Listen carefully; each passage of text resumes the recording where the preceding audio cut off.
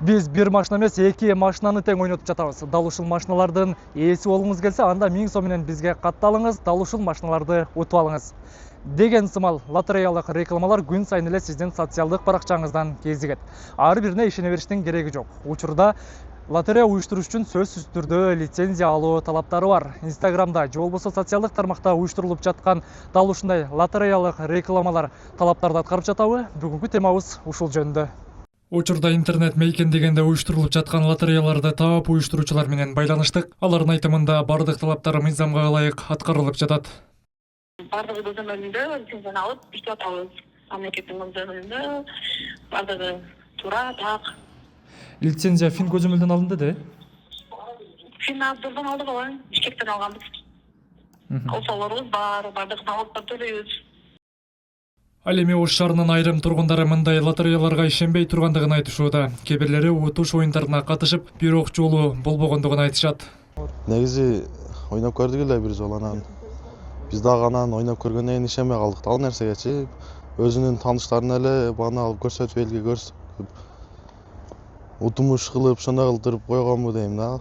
Ооба, каждый жыл чат го. Азыр көп болуп кетти да. Ойноп көрдүңүз. Эмне себептен? Мен неме болуп калат, шартка байланыштуу болуп калат кээде. Биринчиден лотереяга мурда ишенет элем, азыр ишенбейм. Акыркы 10 жылда таптакыр катышпайм дагы, ойнобойм дагы. Лотереядан утуп көргөн эмесмин. Негизи түшүндүрүп, мындай түшүнүктүү эле караганда, бул баягы жалпы бир адамдар акча чогултуп, анан ошонун ичинен бирөө эле утушка ээ болот деген нерсе да. Ошон үчүн бул мен көп көз карашым түз эмес. Бесплатно мы только мышеловка го. Лотереяга катышып, убада кылынган утушун ала албагандардын арыздаттанулары бар же жок экендигин тактоо максатында Ош шаардык ички иштер башкармалыгына кайрылдык. Ош шаарынын аймагында 2025 жана 2000 мынау жаңы жылдан баштап 2026 жылдан баштап мыйзамсыз лотерея оюндарын ойнотуу боюнча кандайдыр факттар же арыздар келип түшкөн эмес.